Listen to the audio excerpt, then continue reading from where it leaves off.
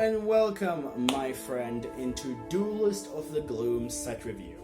Now this is an OCG set that's going to come out for Japan pretty soon. And for us, only at the end of September if few things are not going to delay it. But I really like to do those particular set reviews for either OCG and TCG, like star rating and just talking about them and what I feel about them. And I thought, like, yeah, that will be really fun to do. The set dropped for them yesterday, so I thought that would be really nice to do. I wanted to do it the same day for them, but I got tired and lazy, so yeah. But before we'll jump into the video, I'm going to remind a few things. First and foremost, the giveaway is still going.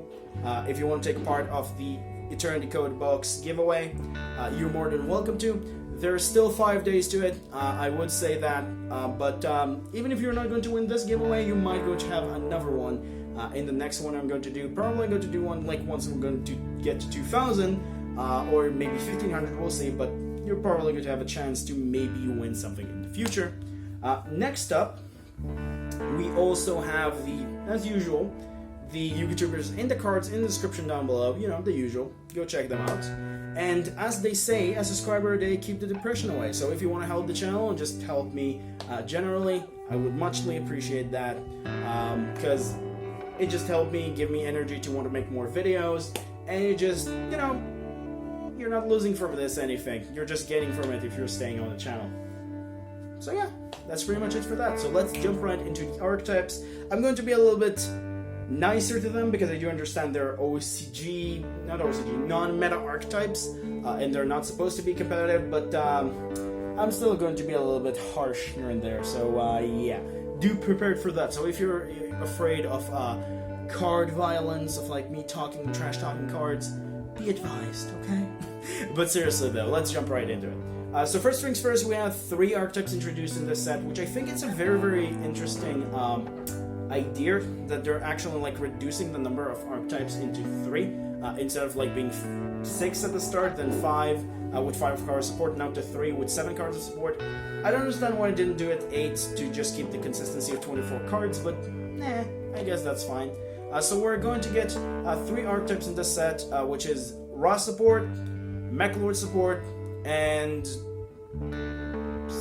Jinzo support, which is Merrick, Aporia, and Esperoba. But yeah, that's pretty much it for that. Let's jump right into support in order, which we're going to start with the raw stuff.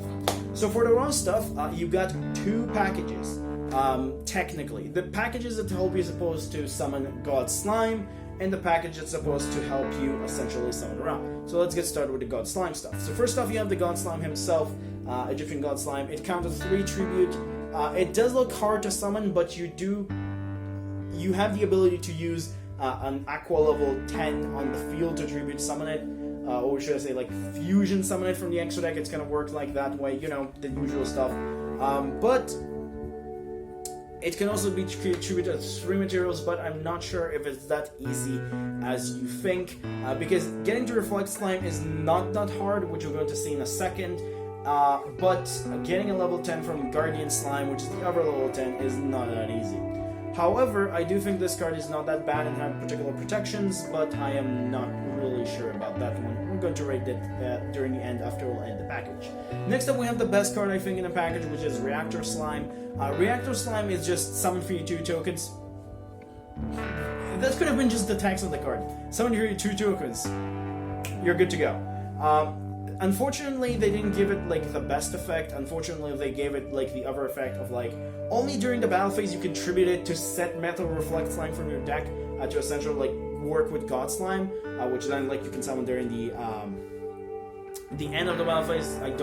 You cannot summon it during the battle phase itself. So unfortunate, which I think it's kind of stupid. But it's still very decent and giving you the ability to get 3 stuff for your Egyptian god, which is very nice. So it's giving you 2 particular ways, either getting the God Slime or getting the 3 tokens, which is really good with one of the spells, which is Ancient Chance, which we're going to talk about. And then you have lastly Guardian Slime, which is a weird battle trap. It's really stupid. It's very hard to summon more than you think, trust me. It's level 10, sure, and when sent from the hand or field to the graveyard is giving you a search for a raw card. I get it, but it's very slow. It's not really that great. I think it's the worst card out of all of these. It's so hard to use. It's just so bad. I don't really like it that much, and that's why I think like God Slime is also really hard to summon, because sometimes you have to depend on your Metal Reflect Slime, which you have to activate with Reactor. So yeah, I don't really see, except Reactor, these being like absolutely amazing, except from Reactor. So like out of these three monsters, both that are not Reactor are 2 stars. Reactor itself 3 stars, is a little bit more giving you the ability on the off chance to giving you a summon. The 2 others are just not that great. Next up, let's move on to the spells and traps that are connected to Ra. First off, we have Ancient Chant. Ancient Chant is pretty much search a Ra or retrieve a Ra from grave. Pretty simple. And then it's also giving you an additional tribute summon, which is very, very awesome. And if you tribute summon Ra, you can banish it to gain the attack of the monsters tributed. 5 stars. This is pretty much a card that is the core and center of the archetype. You get Reactor Slime, you get this, you contribute the Reactor Slime with the monsters, giving your Ra additional 500 attack. It's not the most ideal. You do want to do that with God Slime to give it a little more attack, but the fact that you can able to do that is good enough in my opinion. You can also summon a Phoenix Mode, which unfortunately is not searchable with this, but it's an option if you open up it within your hand, so I guess you can do that as well. I'm not really sure about the effects of Phoenix Mode, but I think that's how it works. But also, even if you're just getting the 3 monsters and do that, you can just sphere mode your opponent, which is pretty stupid. So yeah. So this card is pretty good. Next up we have Blaze Cannon, which unfortunately is also... not unfortunately, actually the word unfortunately is not the word I want to try, which is weirdly, that's the word I want to use. Weirdly also a rocket support. Not really. It is counted as always a Blaze Accelerator card, because I think the idea is because the name of the OCG I think is Blaze Accelerator, which is weird. But it's searchable by Volcanic Rocket, which is dumb. Which people still consider rockets, not rocket, but like volcanic support, even though Volcanic Gods is not something that should work. But I guess the card is still helping, essentially, Ra at the very least. It's a very, very good card. It's not the idealist card, but I guess at least you have something you can work with. I wish we'd get like better pyro support generally, but at least Blaze Cannon is just a nice card, I guess, to work with Volcanics in a way for a while at the very least. I don't think it's that good, but it's at least something. However, it does give you 3 particular awesome effects, which is the so-called,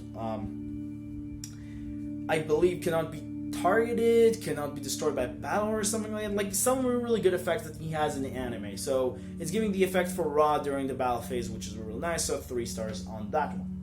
Next up, we'll move on to the Tublet card, which is Revelation. Revelation is actually pretty decent. It's discard Ra or any Divine Beast monster, and you're getting the Monster Reborn, which is really, really cool. Like it a lot. I do think it might going to mean that we're going to get for the OCG Monster Reborn a little bit off the list. Maybe that's what they're trying to do. I don't think so, but they might going to start pushing Monster Reborn. But the additional benefit of this card is the fact that you're being able to also send it to the graveyard to then activate Monster Reborn on a monster that specifically cannot be summoned by Monster Reborn, like the Egyptian gods, which is really, really cool. I like it a lot. And it's just giving you a searcher for Monster Reborn, a pitch for the Egyptian god if you just don't want it in your hand and you're not able to summon it. It does send the monster during the end phase, like, you know, to the grave, just like the anime, kind of like that, which is really nice that they're kind of like doing that. But the fact is, it's just an alternate route for your OTK, which I really like. So for this one, I'm going to give 4 stars because it's just an additional alternate route. You don't have to go the original one of like tributing 3 monsters and that's it, which I really appreciate.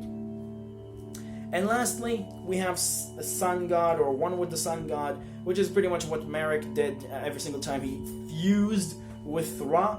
These are particularly the effects for that, which is like fuse with Ra during the battle phase to get additional attack, and then like unfuse with it and send it to the graveyard to get everything as life points, which is pretty much what it does.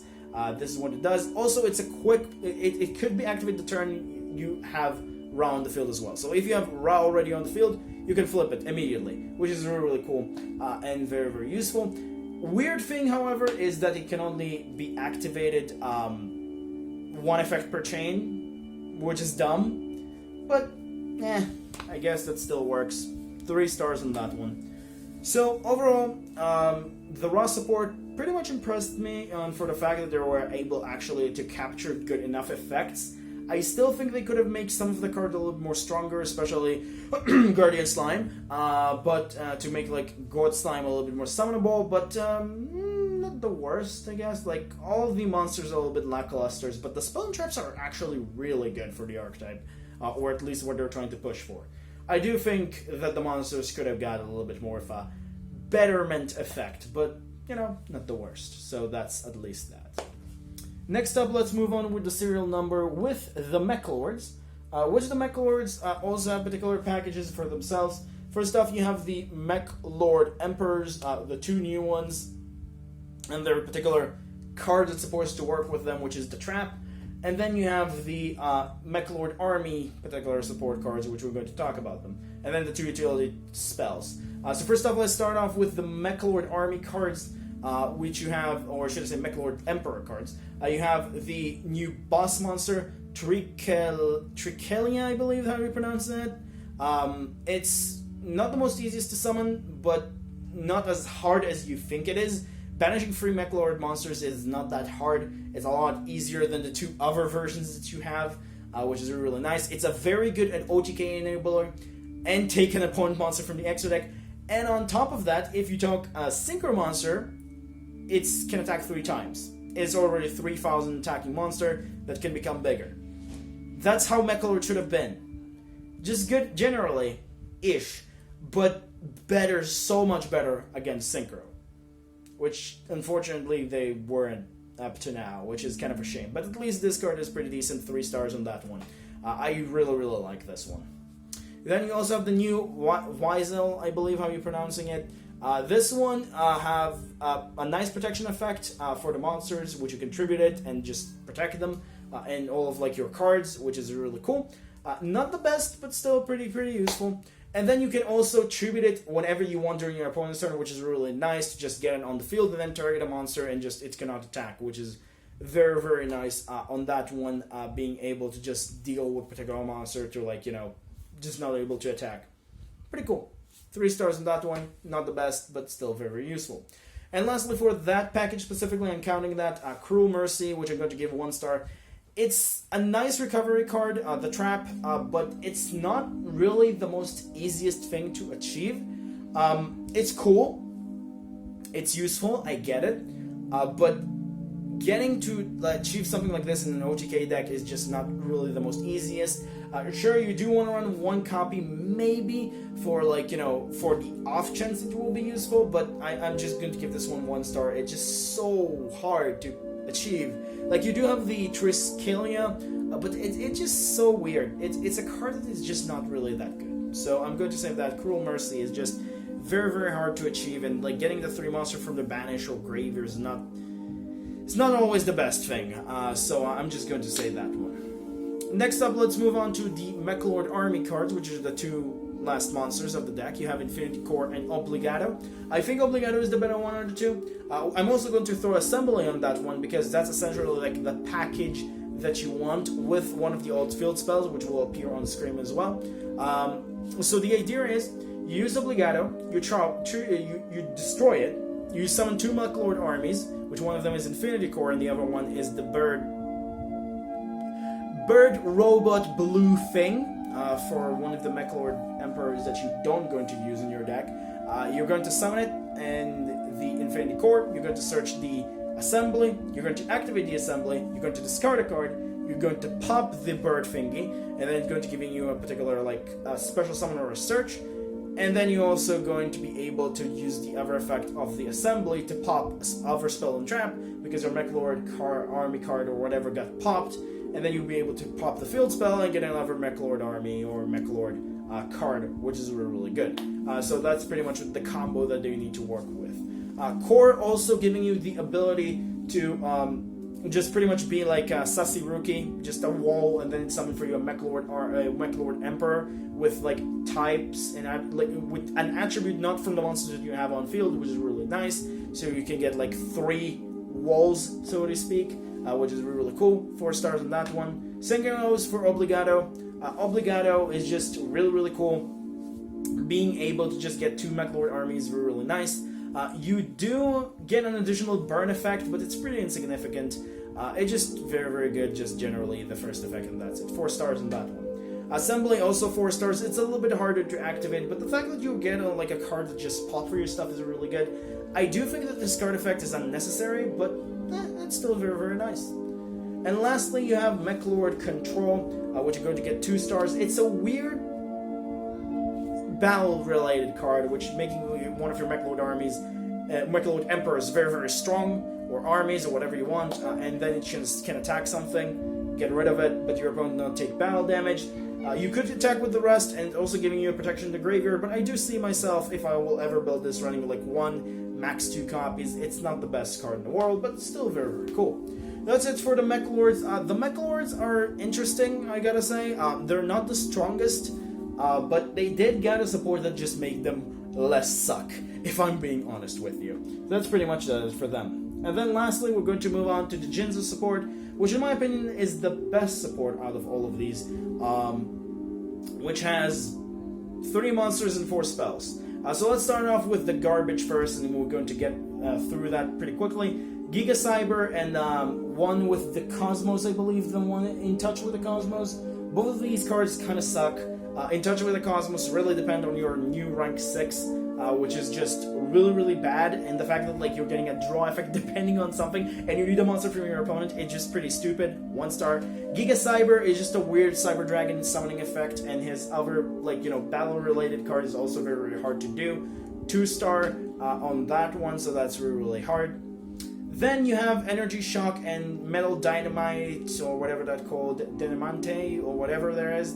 Both of these are 3 stars. These are really cool cards for, in Energy Shock case, it's pop a card as a quick play, quick play spell, but if you pop the trap, you get an additional benefit, which is really cool.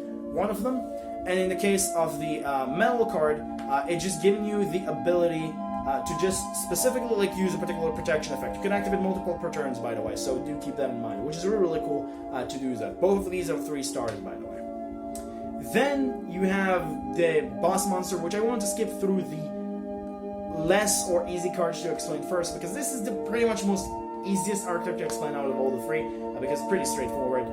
Then you have Menacing Jinzo, which is pretty much your Jinzo that can summon itself if you have a trap in field or grave, which is very easy even for you to achieve with like a Foolish Burial Goods or a Brigadine, which is very easy, so you can get that really easy. Its count itself is level 6, even though its original level is 7, because I think, again, it's supposed to work with the new Xyz and what they're trying to push for, I guess. But why didn't you make him just 6 to begin with? I don't understand. Okay. But that's the way it works. It's really cool.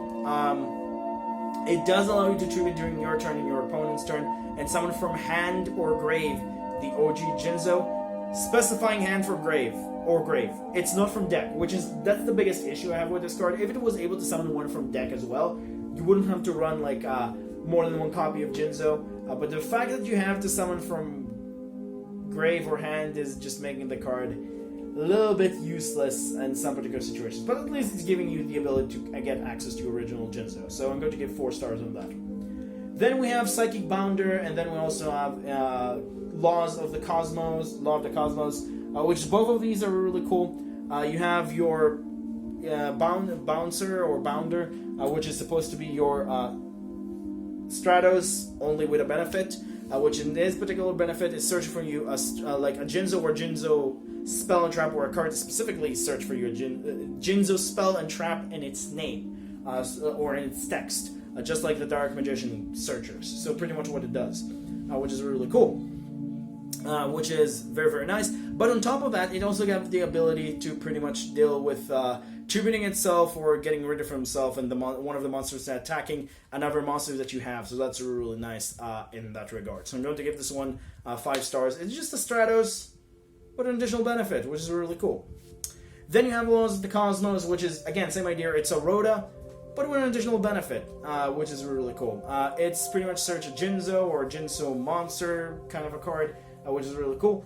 but your opponent has a choice. The first effect is you can summon a Jinzo from deck, and your opponent set a trap from their deck. But if they don't want to, you get the search, which is pretty nice. So again, it's a Rhoda with an additional benefit, which I really like. 5 stars on that one as well. I think it's just really cool. But yeah, that's pretty much does it for the Jinzo archetype. Pretty straightforward with Jinzo compared to the rest. It's not really that hard to explain the Jinzo archetype. The 2 others are a little bit more harder, especially the Egyptian god stuff, because they're just very complex. But Jinzo's strategy is just pretty straightforward. And the cards are pretty straightforward, which I really like on this archetype. But yeah, that's pretty much does it for me. Do I think the set is good? No.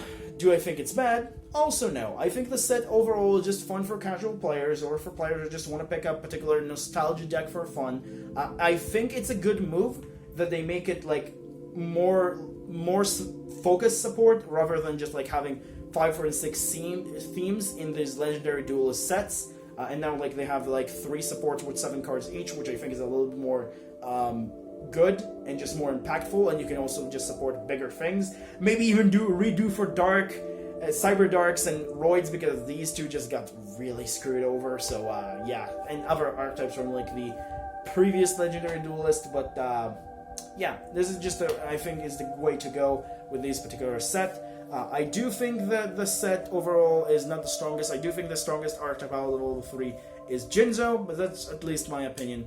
I do think the Egyptian gods is really cool though. But yeah, that's pretty much does it for that. So I hope you enjoyed. Hopefully it wasn't really that long, but that's how these videos take most of the time. Because when I'm not doing it for like a full of 80 card sets, I'm doing it a little bit more longer, just because I can, because there are more bigger archetypes to talk about.